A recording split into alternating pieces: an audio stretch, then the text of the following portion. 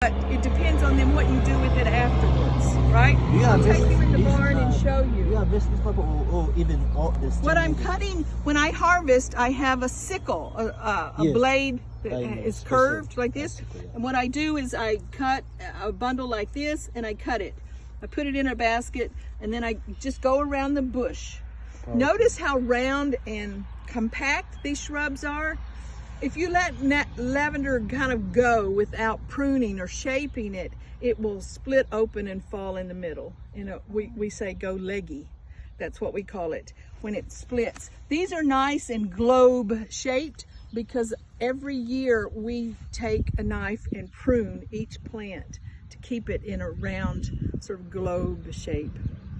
So these are just starting again to come out.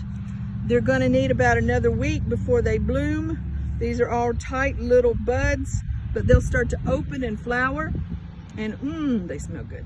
And then we will open to the public and say you can come pick a bouquet. We charge $5 for people to pick their own bouquet. A lot of people enjoy just being in nature, getting a bouquet, doing it themselves, taking it home. We sell them in the store too if they don't want to pick. And then we're rafters. They need to stay here only about a week and they will be good and dry. It doesn't take very long. I keep the fans on them all the time because one year I put some up that was wet, and you know what happens to hay when it's wet? The same thing that happens to lavender, molds. So I had to throw it away. So I've learned, one, to make my bouquets kind of small and not put too much lavender in there. And we hang them on rubber bands, so that's not a big investment. And paper clips. We just take paper clips and twist them, and that becomes a little S-hook that we put there. We don't bunch them too close together. That's something we're mindful of, so they'll sweat.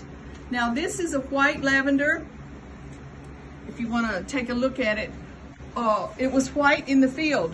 When it gets, the rubber bands disintegrate after a while, so that's what's happening.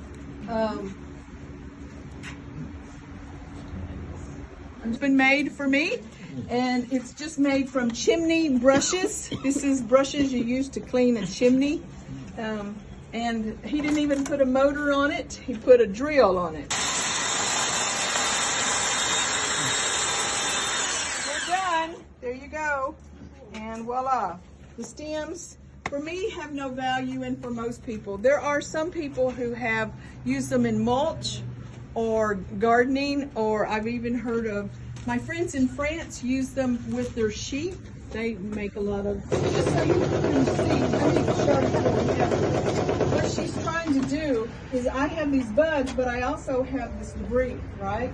Pieces of the stem. If I'm going to sell a bag of lavender, I don't really care about certain aspects, but if I'm selling a culinary lavender for people to eat, I have to be very... It's the same system you would use if you were distilling moonshine, alcohol. I don't know what you call it in your countries. Kenyanga.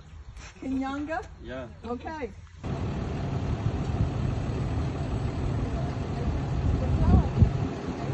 Appreciating the lavender. Check out the beauty. So there are different varieties, as you have heard, of the lavender. Different uses. So yeah, it's a beautiful crop.